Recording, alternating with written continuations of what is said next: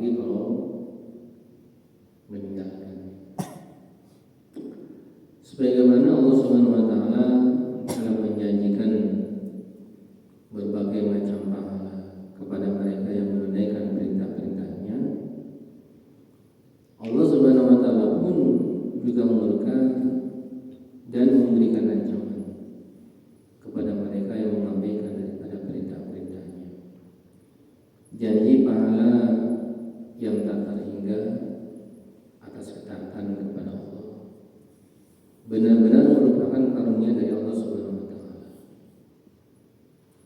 Seorang hamba yang hanya layak menerima teguran atas kekeliruannya, ia tidak berhak menerima hadiah atas ketaatannya, karena seorang hamba memang harus selalu mentaati perintah Tuhannya.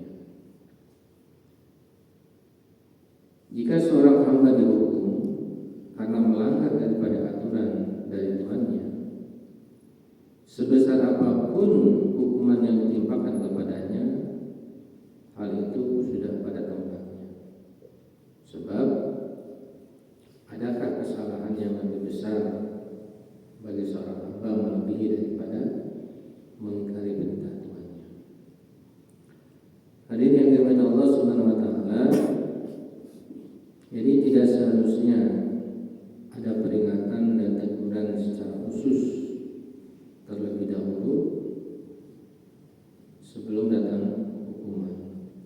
Namun karena kasih sayang daripada Allah Subhanahu wa taala dan Rasulnya kepada kita,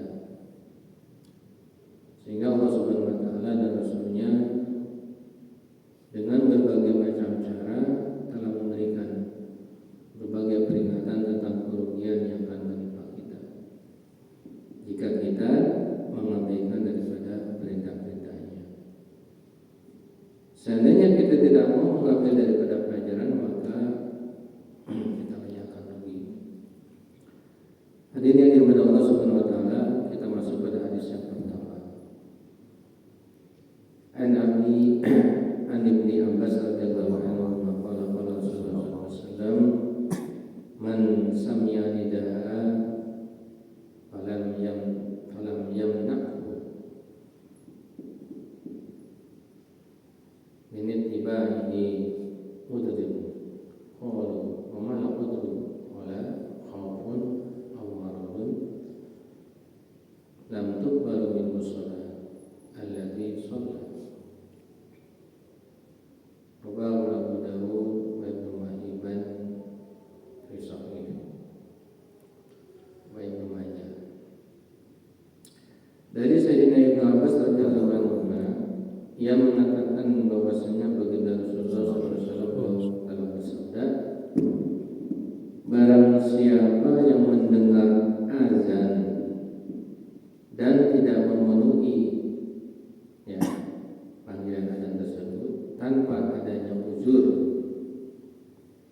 karena sesuatu hal, maka sholat yang dikerjakannya tidak akan diterima.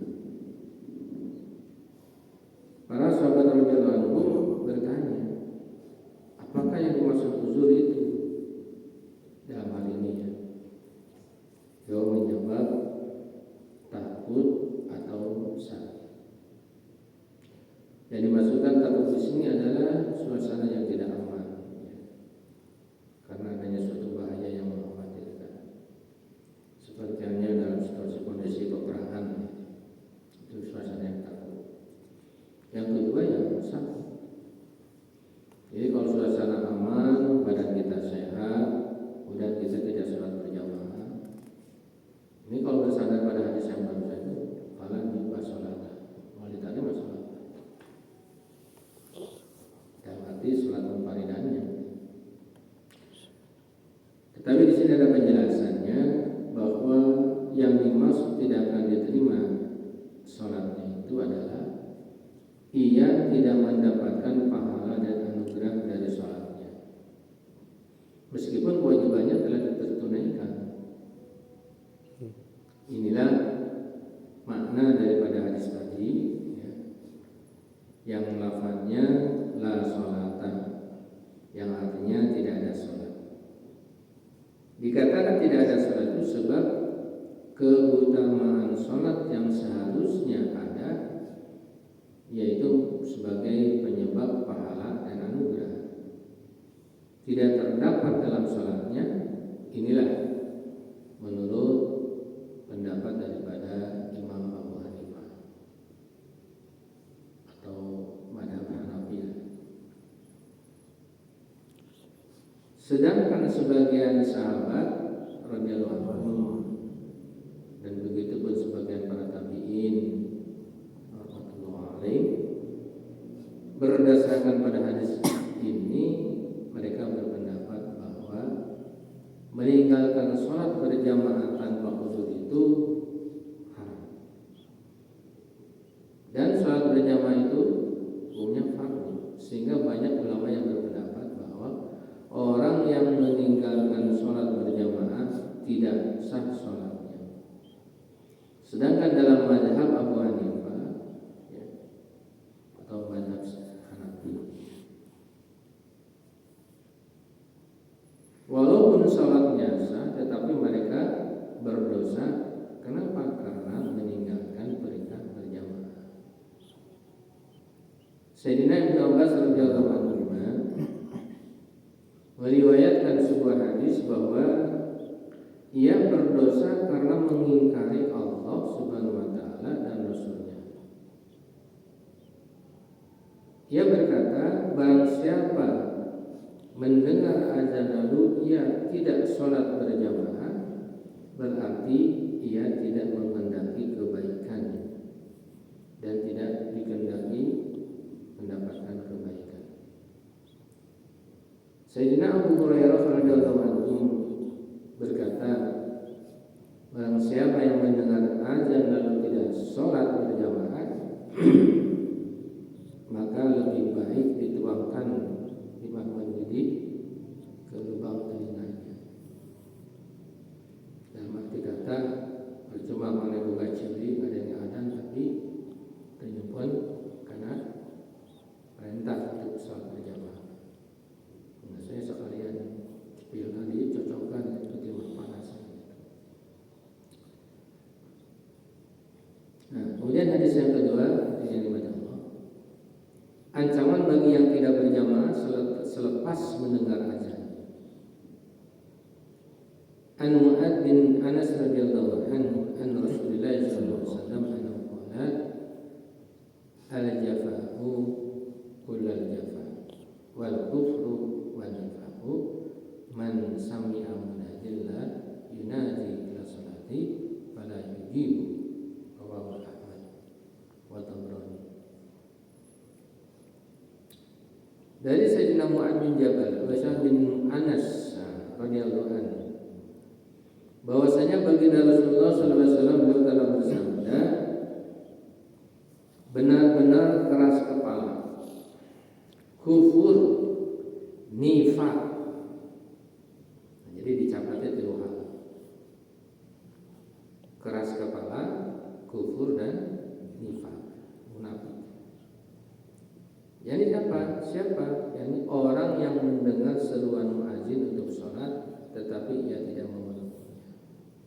Artinya tidak bersegera dia untuk menunaikan sholatnya. Hadis yang dimuliakan Allah Subhanahu wa taala, sungguh keras ancaman dan celaan dalam hadis ini, sehingga perbuatan seperti itu digolongkan sebagai perbuatan orang kafir dan orang yang munafik. Seolah-olah hal itu tidak mungkin terjadi pada diri seorang muslim. Dinyatakan dalam hadis yang lain, cukuplah keburukan dan kerugian seseorang jika ia mendengar azan tetapi dia tidak memenuhinya. Sayyidina Sulaiman bin Abi Hasmah radhiyallahu anhu, dia adalah seorang sahabat yang punya kedudukan yang tinggi. Ia lahir pada zaman baginda Rasulullah SAW. Karena masih kecil ketika itu, ia belum mendapat meriwayatkan hadis-hadis yang didengarnya dari baginda Rasulullah SAW. Pada zaman Khalifah Sayyidina Umar bin Khattab radhiyallahu anhu, ia ditugaskan untuk mengawasi Suatu hari Sayyidina Umar radhiyallahu anhu tidak menjumpainya dalam sholat berjamaah subuh, tidak menjumpainya. Lalu Sayyidina Umar bin Khattab radhiyallahu anhu pergi ke rumahnya dan bertanya kepada sang ibunya, mengapa Sulaiman tidak sholat? Tidak datang sholat subuh ke masjid berjamaah? Ya, hari ini. Lalu ibunya menjawab, ia sholat sunnah semalam suntuk, kemudian ia sholat subuh di rumah. Karena ia mengantuk, lalu ia terus tidur. Lalu kata Sayyidina Umar bin Khattab berkata, aku lebih menyukai sholat subuh berjamaah ya di masjid daripada sholat sunnah semalam suntuk. Karena daripada Isya ketika parat dekat ke subuh, sholat subuh, sholat bermalam, entah itu mungkin sholat tahajud atau sholat hajat atau sholat apa saja. Tetapi pas ketika waktu subuhnya itu bersama tidur semalaman ya, ngantuk, akhirnya yang menyebabkan tidak berangkat ke masjid. Salat apa sholat subuh, kan sholat imam. Nah, jadi perbuatan seperti ini ditegur ya. Daripada kamu tidak sholat ya berjamaah di masjid karena sholat semalam suntuk. Karena dipandang sholat berjamaah subuh lebih baik daripada orang yang sholat sepanjang malam dilaksanakan dalam rumah. Hadirin yang dimuliakan Allah Subhanahu wa taala, satu hadis lagi. An Abu Hurairah radhiyallahu anhu qala Rasulullah sallallahu alaihi wasallam, laqad hamantu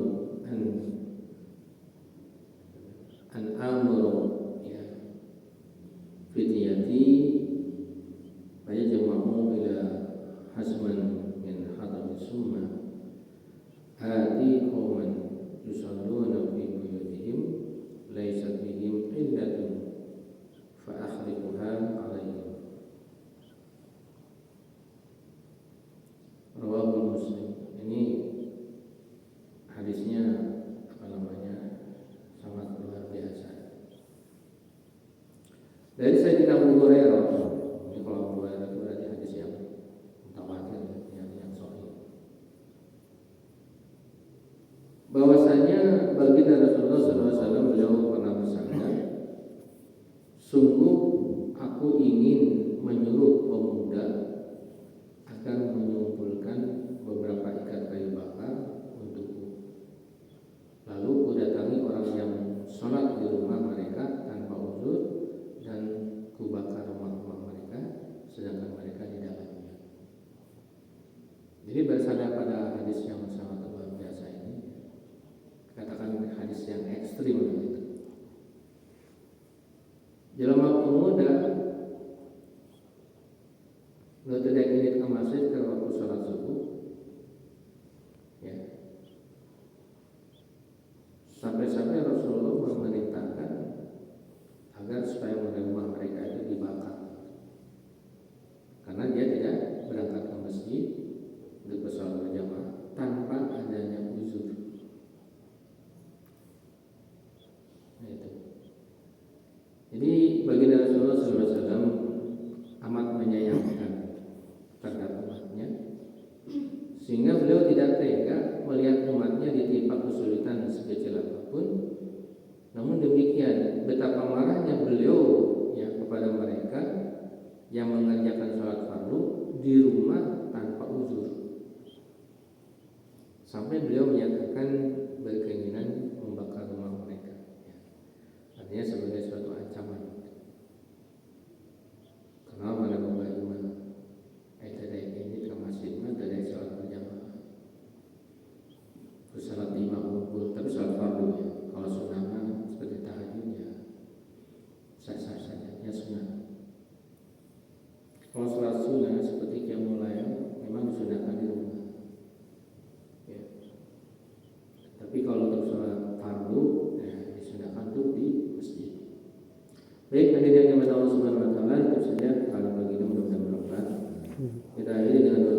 diri subhanallah. Subhanallah wa bihamdihi subhanallah wa bihamdihi asyhadu an la ilaha illallah. Wa alhamdulillah. Assalamualaikum.